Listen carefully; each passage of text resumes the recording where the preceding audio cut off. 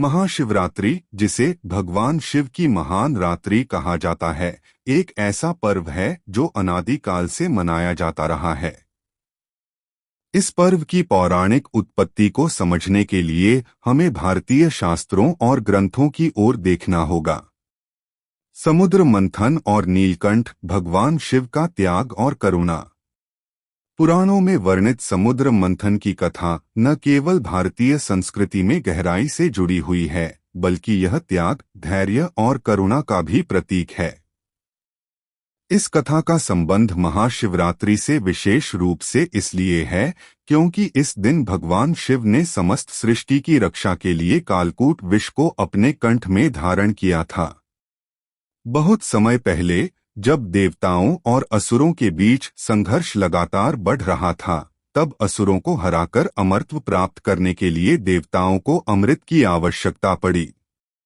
इस अमृत की प्राप्ति केवल समुद्र मंथन के द्वारा ही संभव थी, जिसके लिए उन्हें असुरों की सहायता लेनी पड़ी। भगवान विष्णु ने सभी देवताओं को समझाया, यदि हमें अमृत चाहिए तो हमें असुरों को भी मंथन में भाग लेने देना होगा। लेकिन चिंता मत करो, मैं योजना बनाऊंगा कि अमृत केवल देवताओं को ही मिले। इस प्रस्ताव को मानते हुए देवता और असुर क्षीरसागर, दूध के समुद्र को मथने के लिए तैयार हुए। मंथन के लिए मंदराचल पर्वत को मथनी और वासुकी नाग को रस्सी बनाया गया। देव और असुर मिलकर समुद्र मंथन करने लगे। जैसे जैसे मंथन आगे बढ़ा, समुद्र से कई दिव्य वस्तुएं निकली। कामधेनु, दिव्य गाय जो हर इच्छा पूरी कर सकती थी। उच्चैःश्रवा, स्वर्गीय घोड़ा जिसे इंद्र ने अपना लिया। ऐरावत हाथी जिसे भी इंद्रदेव ने लिया। कौस्तुभ मणि जो भगवान विष्णु ने धारण की। अप्सराएं और लक्ष्मी माता जो समुद्र से प्रकट हुई। लक्ष्मी माता ने विष्णु को पति रूप में वरण किया। चंद्रमा जिसे भगवान शिव ने अपने मस्तक पर धारण कर लिया। मंथन में धन, आभूषण, औषधियां और अनेक दिव्य पदार्थ भी निकले, लेकिन अंत में एक ऐसा पदार्थ प्रकट हुआ जिसने संपूर्ण ब्रह्मांड को संकट में डाल दिया। अचानक समुद्र से एक गाढ़ा नीला विष निकला, जिसे कालकूट या हलाहल कहा जाता है। यह विष इतना भयंकर था कि उसकी मात्र एक बूंद भी यदि गिरी तो पूरी सृष्टि नष्ट हो सकती थी। जैसे ही यह विष निकला, उसकी तीव्र ज्वाला और दुर्गंध से संपूर्ण ब्रह्मांड में हलचल मच गई। देवता, असुर, ऋषिमुनि सभी संकट में पड़ गए। चारों ओर त्राहि मच गई। इंद्रदेव घबराकर बोले, यदि यह विष पृथ्वी पर फैल गया तो सभी जीव समाप्त हो जाएंगे। असुरों ने भी विष के प्रभाव से डरकर मंथन रोक दिया। चारों दिशाओं से एक ही आवाज गूंज रही थी, अब क्या होगा? कौन इस संकट को टाल सकता है?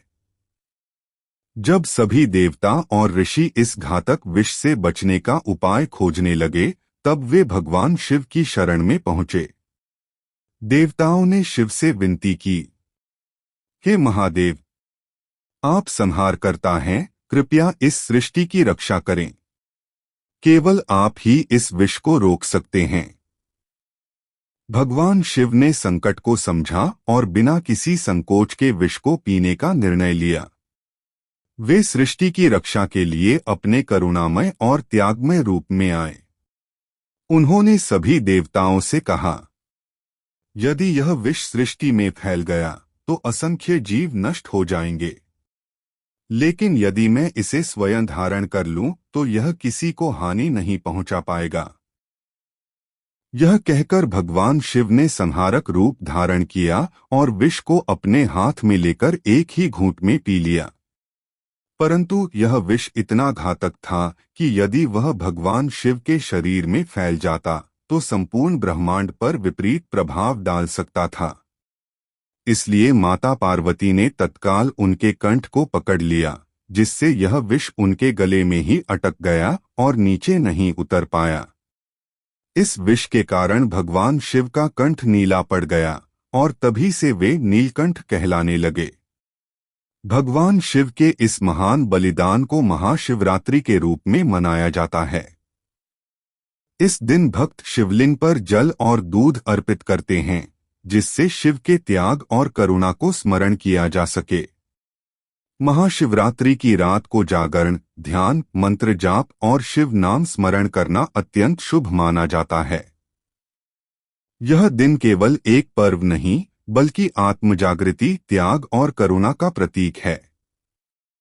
शिव ही सहार हैं, शिव ही सृजन हैं। नमः शिवाय।